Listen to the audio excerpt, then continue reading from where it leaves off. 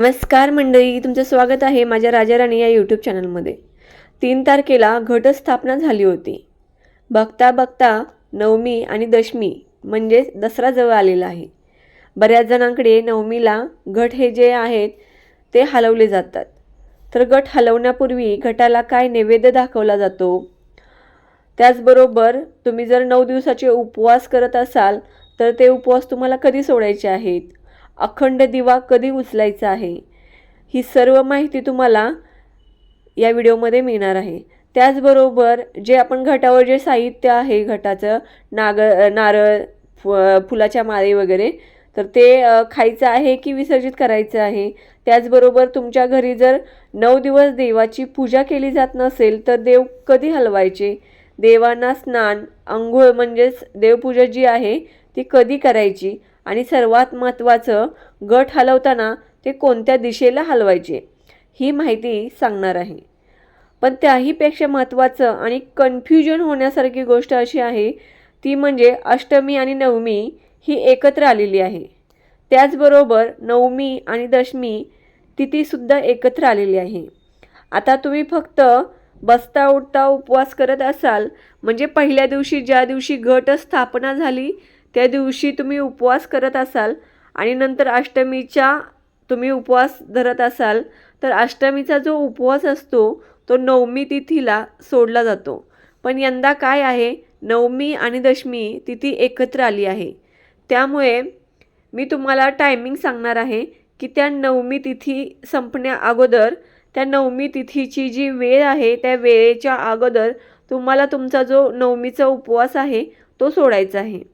कारण मी तुम्हाला जी वेळ सांगणार आहे नवमी तिथी संपण्याची, त्या वेळेनंतर जर तुम्ही उपवास सोडला तर तुमचा उपवास काय होईल, अष्टमीचा उपवास तुमचा दशमीला सुटेल.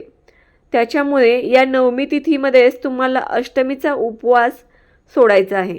त्याचबरोबर तुमच्याकडे जर नवमी केली जात असेल, नवमीला घट हलवले जात असतील, नवमीला त्या घटाला नैवेद्य दाखवला जात असेल, नवमीला पुरणाचे दिवे करून आरती केली जात असेल तर घट कधी हलवायचा आहे, कोणत्या वेळेच्या आत हलवायचा आहे. कारण नवमी तिथीची एक टायमिंग आहे. त्या टायमिंगनंतर 12 तारखेला लगेच दशमी तिथी लागत आहे.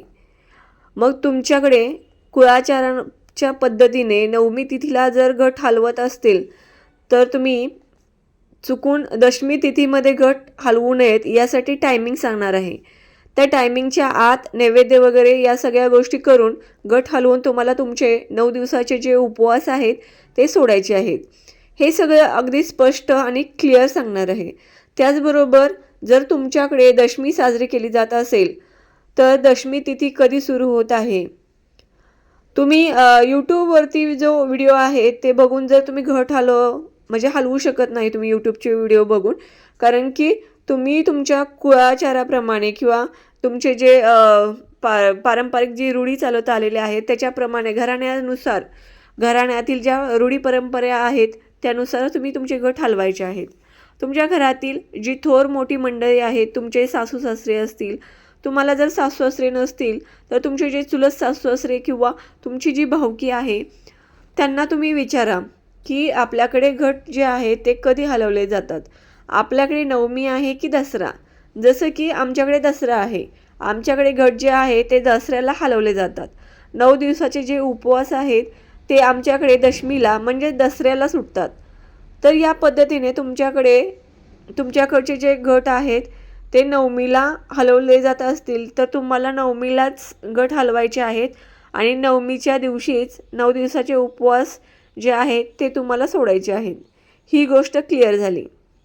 आता अष्टमीचा जो उपवास आहे तो यंदा 2024मध्ये 10 ऑक्टोंबरला दुपारी 12:31 अष्टमी तिथी जी आहे ती सुरू होत आहे.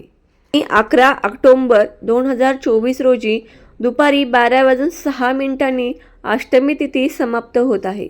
मग अष्टमीचा जो उपवास आहे तो आपण 11 ऑक्टोंबर 2024 रोजी म्हणजे शुक्रवारी धरणार आहोत. आता तुम्ही म्हणाल 10 तारखेला अष्टमी तिथी सुरू होत आहे, मग 11 तारखेला अष्टमीचा उपवास कसा काय धरायचा. कारण आपण बघा सूर्योदय उदयानुसार जी तिथी असते त्या तिथीला व्रत वैकल्य वास करत असतो. भलेही अष्टमी तिथी ही 10 तारखेला सुरू झाली असली तरीसुद्धा ती 11 तारखेला दुपारी 12:06 समाप्त होत आहे. म्हणजे 11 तारखेचे अष्टमी तिथी ही सूर्याने बघितलेली आहे. ती उदय तिथीनुसार आहे. म्हणून अष्टमीचा उपवास जो आहे तो 11 तारखेला आपल्याला पकडायचा आहे. आणि 11 तारखेला पकडलेला अष्टमीचा उपवास आपल्याला 12 तारखेला म्हणजे 12 ऑक्टोबर 2024 रोजी सकाळी 10:58 आत सोडायचा आहे. आता मी तुम्हाला सांगते की 10:58 आतच का सोडायचं आहे अष्टमीचा उपवास. कारण नवमी तिथी जी आहे ती 11 तारखेला दुपारी 12:06 सुरू होत आहे आणि 12 तारखेला सकाळी 10:58 ती समाप्त होत आहे. म्हणजे आपल्याला अष्टमीचा जो उपवास आहे तो नवमी तिथीमध्ये सोडायचा आहे. नवमी तिथी 10:58 12 तारखेला समाप्त होत आहे आणि 10:58 नंतर 12 तारखेला दशमी तिथी सुरू होत आहे. म्हणून आपल्याला 12 तारखेला सकाळी 10:58 अगोदर अष्टमीचा उपवास सोडायचा आहे. आता आपण येऊया की जर तुम्ही 9 दिवसाचे उपवास करत असाल आणि तुमच्याकडे घट नवमीला हलवले जात असतील आणि घट हलवल्यानंतर तुमच्याकडे उपवास सोडला जात असेल तर तो कशा पद्धतीने सोडायचा. तर बघा, नवमी तिथी जी आहे ती 12 तारखेला 10:58 संपत आहे. त्यामुळे तुमच्याकडे नवमीला घट हलवले जात असतील तर 10:58 अगोदर तुम्हाला तुमचे घट हलवायचे आहेत आणि तुम्हाला तुमचे 9 दिवसाचे उपवास जे आहेत ते सोडायचे आहेत. कारण 10:58 नंतर दशमी तिथी सुरू होत आहे. म्हणजे ज्यांच्याकडे दसरा आहे त्यांचे घट 10:58 नंतर हलवले जातील. आणि जर तुम्ही 12 तारखेला 10:58 नंतर घट हलवले, तुम्ही उपवास सोडला तर काय होऊन जाईल, तुमचे जे नवमीची तिथी आहे त्यामध्ये न होता दशमी तिथीला होऊन जाईल. आणि तुमच्याकडे तर परंपरा आहे नवमी तिथीला या गोष्टी करायच्या. म्हणून ही वेळ जी आहे ती वेळ आपल्याला यावर्षी पाळायची आहे आणि परंपरेप्रमाणे घट हलवायचे आहेत आणि उपवाससुद्धा सोडायचा आहे. आता तुमच्याकडे अष्टमीचा उपवास तो नवमीला घट हलवल्यानंतर सोडायची पद्धत असेल तर सेम तुम्ही 12 तारखेला 10:58 अगोदर घट हलवा. विधिवत पूर्णाचे दिवे करून आरती वगैरे केली जाते ते करा. तुमच्या कुळाचाराप्रमाणे सगळी पूजा अर्चा करा आणि मग तुमचा जो अष्टमीचा उपवाससुद्धा आहे तो तुम्ही सोडा. आणि तुमचे 9 दिवसाचे जर उपवास असतील ते सुद्धा तुम्हाला सोडायचे आहेत. आता घट हलवण्यापूर्वी घटाला नैवेद्य काय दाखवायचा आहे, तर घट हलवण्यापूर्वी घटाला पुरणाचा नैवेद्य दाखवला जातो. म्हणजे पुरणाची पोळी, कढी, वरण भात, कुरडया हे सगळं बनवलं जातं आणि याचा नैवेद्य कुळाचाराप्रमाणे बनवला जातो. त्याचबरोबर पुरणाचे दिवे बनवले जातात.